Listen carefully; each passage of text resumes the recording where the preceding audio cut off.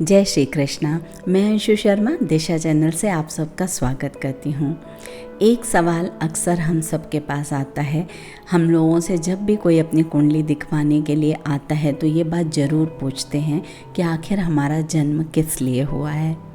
कुछ लोग तो इस बात को बहुत क्रोधित होकर पूछते हैं कि पूरा जीवन हो गया संघर्ष करते करते, आखिर ऐसा क्या है जो हम नहीं समझ पा रहे हैं या ईश्वर हमसे कराना चाहता है। कुछ लोग इस बात को बहुत उत्सुकता के साथ जानना चाहते हैं कि मेरे जीवन का लक्ष्य क्या है, क्योंकि उनका ऐसा मत होता है कि अगर हमें हमारे जीवन का लक्ष्य पता चल जाएगा तो हम उसी रास्ते पे चल के जल्दी से अपने इस जीवन को पूर्ण कर लेंगे और एक खुशहाल ज़िंदगी जी पाएंगे। हर किसी के मन में ये जिज्ञासा रहती है कि हमारा जन्म किस उद्देश्य से हुआ है। तो आइए आज हम जानते हैं कि हमारी कुंडली में सूर्य ग्रह की स्थिति कैसे हमें ये बताती है कि हमारा जन्म किस उद्देश्य से हुआ है। सूर्य हमारे आत्मा के कारक हैं और चंद्रमा हमारे मन के कारक हैं। तो हमारा मन हमारी भावनाओं से, परिस्थितियों से हमारे मन का निर्माण होता है, लेकिन जो आत्मा होती है वो सदियों से हमारे साथ रहती है। तो आत्मा का उद्देश्य अलग होता है और मन का उद्देश्य अलग होता है। तो जानते हैं कि हमारे जीवन का उद्देश्य सूर्य की स्थिति हमें कैसे बता सकती है। तो कुंडली के अगर प्रथम भाव में सूर्य विराजमान है तो इसका मतलब है कि आपका जन्म आपके अपने लिए हुआ है, अर्थात आपको सबसे अधिक ध्यान अपने ऊपर देना है। आपके ऊपर ध्यान देने का मतलब ये नहीं कि हम स्वार्थी हो जाएं। अपने ऊपर देने का अर्थ ये है कि आपने जिस घर में जन्म लिया है, जिस धर्म के अनुयायी आपके घर के लोग हैं, उस धर्म का पालन करना और अपने जो आपका जो व्यक्तित्व है उसको निखारना, उसके अनुरूप कार्य करना, दूसरों की बातों में, दूसरों के तरीके से ना सोच के अपने व्यक्तित्व के अनुसार कार्य करना। इसलिए ये हम कह सकते हैं कि प्रथम भाव ये बताता है कि व्यक्ति का जन्म इस जन्म में अपने लिए जीने के लिए हुआ है। द्वितीय भाव में अगर सूर्य की स्थिति है तो द्वितीय भाव हमारे वाणी का और हमारे कुटुंब का होता है। तो यह भाव ये बताता है यहाँ पर सूर्य की स्थिति कि आपकी जो वाणी है वो बहुत प्रभावशाली है। तो आपको अपने वाणी के द्वारा लोगों की काउंसलिंग करके लोगों की समस्याओं का समाधान करना है। और दूसरा कि आपको अपने कुटुंब का, अपने परिवार का नाम रोशन करना है। मतलब प्रथम भाव ये बताता है कि आपको अपने ऊपर फोकस रखना है, लेकिन द्वितीय भाव ये बताता है कि आपकी वाणी बहुत प्रभावशाली है और आपको वो कार्य करने हैं जो आपके परिवार के हित में हों।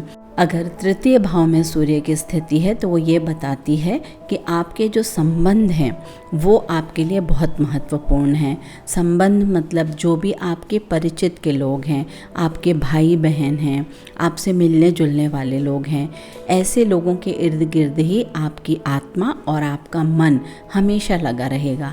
आपने कुछ लोगों को देखा होगा जिनको नए संबंध बनाने में बहुत उत्सुकता रहती है। वो कहीं पे भी जाते हैं तो 2-4 लोगों से जुड़ के चले आते हैं। तो ऐसे लोगों का जो जन्म हुआ होता है वो संबंधों का निर्माण करने के लिए होता है। इस तरह के जो ये लोग संबंध बनाते हैं उसका फ़ायदा उन्हें अकेले नहीं होता है, उनके पूरे परिवार को, उनके पूरे संबंधियों को इसका फ़ायदा होता है। तो इन लोगों की आत्मा हमेशा नए संबंधों को ढूंढती रहती है। अब अगर चतुर्थ भाव में आपके सूर्य हैं तो यह स्थिति ये बताती है कि आपको बहुत अधिक मानसिक शांति की आवश्यकता है। आपको बस सुकून चाहिए। आपका जन्म इसलिए हुआ है कि आपने पहले बहुत भागा दौड़ी करी है, पूर्व जन्म में आपने बहुत मेहनत की है। तो अब आप क्या चाहते हैं, मैं मेहनत करूं, मुझे सब कुछ प्राप्त हो, लेकिन उसके साथ साथ मुझे सुकून भी मिले। शांति, मानसिक शांति इन लोगों के लिए बहुत महत्वपूर्ण होती है। और जब आप अपनी मानसिक शांति को ध्यान में रख के अपने लक्ष्य बनाएंगे तो निश्चित रूप से आप सफल होंगे। अब कुंडली का पंचम भाव अगर यहाँ पर सूर्यदेव विराजमान हैं तो कई बार ऐसे लोगों को देखा है कि वो बस करते ही रहते हैं। उनकी ये शिकायत रहती है कि हम हमेशा हर किसी के लिए बस मुझे करना ही करना है, बदले में मुझे कब मिलेगा, या मैं अपने बारे में नहीं सोच पाता हूँ, बस मैं करता ही जाता हूँ। तो यही आपके जीवन का लक्ष्य है कि आपके जो पूर्व जन्म के अधूरे कार्य थे उनको आप करने आए हैं। अगर कुंडली के छठे भाव में आपका सूर्य विराजमान है तो वो ये बताता है कि आपके कुछ जो रोग हैं, जो पुराने, बहुत सारे पुराने आपके कार्य थे, जो लोगों का आपके ऊपर एक तरह से कर्ज है, चाहे वो गुरु का हो, चाहे वो पत्नी का हो, किसी भी रूप में किसी ना किसी का आपके ऊपर कर्ज है। तो ऐसे लोगों के साथ क्या होता है कि अनायासी अपने आप ही कोई पैसा ले जाएगा, फिर वो वापस नहीं देता है। और कई बार ऐसे लोग बहुत ज़्यादा कर्ज ले भी लेते हैं। दोनों बातें होती हैं। दोनों बातें क्यों होती हैं? क्योंकि किसी ना किसी रूप में अगर उनका कर्ज होता है कि उन्हें आपको उनका ऋणी रहना है, तो अगर आपने पहले नहीं लिया है तो इस जन्म में आप उनसे चीज़ें ले लेते हैं। अब कुंडली के अगले भाव मतलब सप्तम भाव में अगर सूर्य विराजमान है तो वो ये दर्शाते हैं कि आपका जन्म हुआ है रोज़मर्रा की ज़िंदगी, जो आपके आसपास के लोग हैं उन लोगों के प्रति कार्य करने के लिए। ये लोग ऐसे कार्य करते हैं कि जो रोज़ के जीवन से जुड़ी हुई चीज़ें हैं। ये कुछ ऐसी चीज़ें होती हैं, देखिए, कि जो बहुत भौतिकवादी लोग होते हैं वो उन्हीं के लिए बस होती हैं। लेकिन कुछ लोग ऐसे होते हैं कि जिनके मन में ये होता है कि मैं ऐसा कुछ करूं जिससे लोगों की समस्याएं दूर हो जाएं, डेली की प्रॉब्लम दूर हो जाए। तो क्योंकि सप्तम भाव हमारे रोज़ की आमदनी को दर्शाता है, इसलिए आमदनी मतलब सिर्फ धन नहीं, किसी ना किसी रूप में संतुष्टि भी अगर किसी को मिल रही है तो कहीं ना कहीं वो आपकी आमदनी ही है। दूसरा, जीवन साथी से भी इनका कुछ पूर्व जन्म का संबंध रहता है, लेकिन जीवन साथी के साथ इनकी अनबन और रिश्ते भी टूटने की पूरी संभावना रहती है।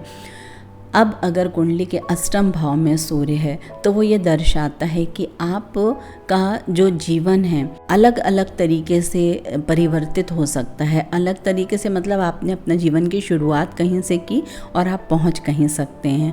क्यों? क्योंकि इनके साथ पूर्व जन्म की चीज़ें रहती हैं। जो पूर्व जन्म के, जैसे अगर आप पूर्व जन्म में किसी अच्छे पद पे थे तो वो अपने आप वो गुमान, वो गुरूर साथ रहता है। उनको ये नहीं पता चलता कि ऐसा क्यों हो रहा है, लेकिन जैसे हम लोग कहते हैं ना, कुछ अहंकार होता है ऐसे लोगों के अंदर।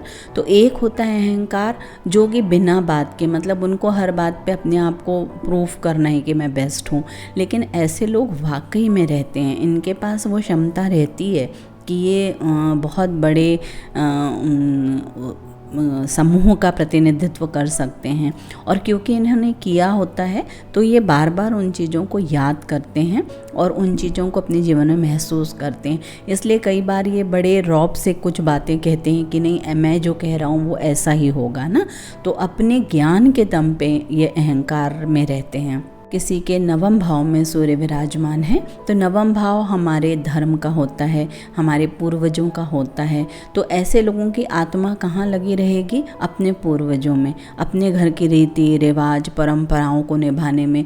कई लोग आपने देखे हैं बहुत कट्टर होते हैं, वो बिल्कुल किसी भी रूप में अपने घर के परंपराओं को नहीं तोड़ना चाहते।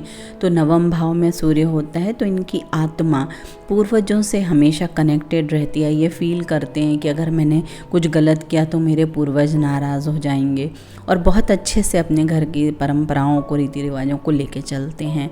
अब अगर दशम भाव में सूर्य है तो ऐसे लोगों का की आत्मा हमेशा अपने काम में लगी रहेगी। उनको हमेशा कर्म करना है, कुछ ना कुछ हाथ में उनके काम होना चाहिए। ऐसे व्यक्ति को अगर आप हर महीने आप उनको कहो कि हम आपको लाख रुपए दे रहे हैं, आप बस बैठे रहो, तो ये लोग नहीं बैठ सकते। इन्हें काम चाहिए, क्योंकि इनकी आत्मा काम के लिए ही आई है, इन्हें कर्म करना है। शायद इनका भी ऐसा होता है, ऐसा कई जगह शास्त्रों में पढ़ते हैं कि दशम भाव में सूर्य रहता है, तो करते करते जीव ने शरीर छोड़ा रहता है काम, तो इसलिए वो अंतिम समय उनके मन में बस काम काम ही होता है कि उन्हें कार्य करना है, कर्म करना है। तो ऐसे लोग बहुत कर्मठ होते हैं और मन से, लगन से, अपने पूरी तल्लीनता से अपने कार्य को अंजाम देते हैं। अब अगर एकादश भाव में सूर्य है तो ये क्या दिखाता है? एकादश भाव का सूर्य जीवन के उद्देश्य को दिखाता है कि आप ने अपने दोस्तों, मित्र मंडली, ऐसे लोगों को, अपने मित्रों पर बड़ा विश्वास होता है, दोस्त बनाना अच्छा लगता है। देखिए, संबंध बनाना एक अलग बात है। संबंध मतलब आप हर तरीके के लोगों से संबंध बनाते हैं, अपने ऑफिसर से, अपने दोस्तों से, अपने भाई बहनों से, मासी से, चाचा से ना। लेकिन जो 11वें भाव का सूर्य होता है वो दो चीज़ें बहुत दृढ़ता से दिखाता है कि, और आप अगर ऐसे लोगों को मिलेंगे तो आप देखेंगे कुछ लोगों का उद्देश्य रहता है पैसा जमा करना। पैसा उनको जमा करने में, संचित करने में बहुत आनंद आता है। तो 11वें भाव के सूर्य के जीवन के दो उद्देश्य होते हैं। एक तो उन्हें बहुत अधिक पैसा संचित करना है, ये नई नई टेक्निक निकाल लेते हैं धन को संचय करने की और लोगों को भी बताते हैं। तो इनका उद्देश्य रहता है कि मैं अपनी दम पे, अपनी काबिलियत से धन संचय कर पाऊँ। और दूसरा, मित्र बहुत होते हैं ऐसे लोगों के, ये मित्रों के ऊपर बहुत समर्पित रहते हैं, अपने दोस्तों के लिए आधी रात को भी उठ के कुछ भी कर सकते हैं। तो ये लोग अपने दोस्तों का सम्मान करते हैं, उनके जीवन में बहुत महत्वपूर्ण स्थान रहता है दोस्तों का। तो अगर सूर्य 12वें भाव में स्थित है तो आपकी आत्मा मोक्ष प्राप्ति चाहती है। आपकी आत्मा को ये मन में हमेशा ख्याल रहता है कि ऐसा कुछ करूं कि मेरा जीवन सफल हो जाए। मोक्ष के रास्ते पे जाना चाहते हैं ऐसे लोग। तो मोक्ष के रास्ते पे जाने का मतलब ये नहीं कि वो सन्यासी हो जाएंगे, घर छोड़ के चले जाएंगे, लेकिन कहीं ना कहीं इन्हें एकांत में रहना पसंद आता है।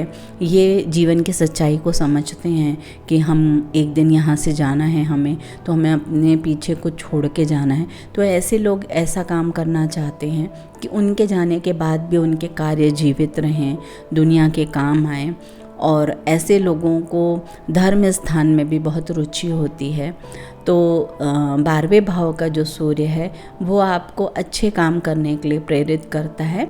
तो इस तरह कुंडली के 12 भाव में सूर्य की स्थिति हमें दर्शाती है कि हम किस उद्देश्य से इस दुनिया में आए हैं। आगे भी इस तरह की जानकारियों के लिए हमसे जुड़े रहें। जय श्री कृष्ण।